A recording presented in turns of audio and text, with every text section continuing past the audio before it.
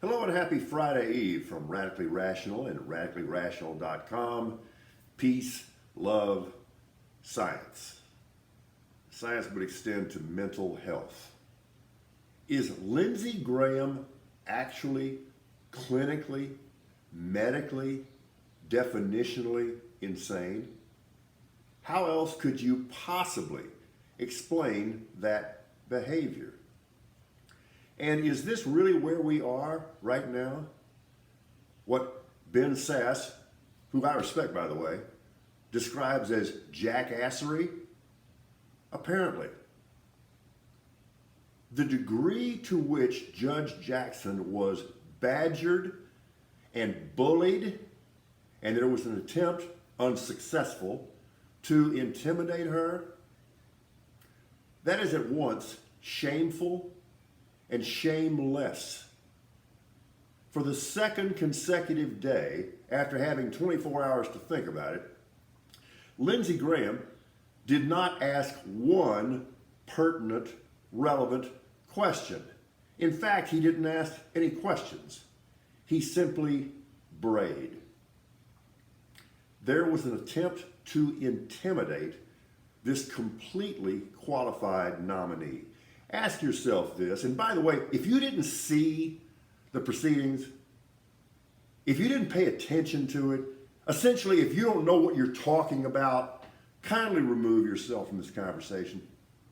We'll restrict it to people who saw this idiocy. You could make a case that there has never been anyone nominated to that court who is more qualified than Judge Jackson. Anybody. And confirmation votes should be about qualifications. And for decades, a couple of centuries, they were. Look at the people who got nominated with more than 90 votes, bipartisan support, because they were qualified. And remember, when the United States Senate was referred to itself as the greatest deliberative body on earth. Did you see that circus? And Ted Cruz, unbelievable. You ask a question that's really not a question. Judge Jackson attempts to answer it. She's 5 words into her answer, and then you walk all over her and then have the gall to start bitching that she won't answer your question. Why do you think that is? And what was the motivation here?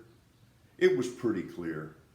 It was pretty clear why Judge Jackson was being badgered and what the real objection is here. You people who self-identify as conservatives or liberals or giraffes or whatever it is, we need to stop using these terms, because if you listen to Judge Jackson's responses over the last 2 days, she is a classic conservative. She is a mainstream justice. If you just read her quotes, those are quotes that could have come out of the mouth easily of John Roberts or even Antonin Scalia. But she's a leftist with a radical agenda. Show me where. And once again, if you engage yourself in this conversation, kindly know what you're talking about.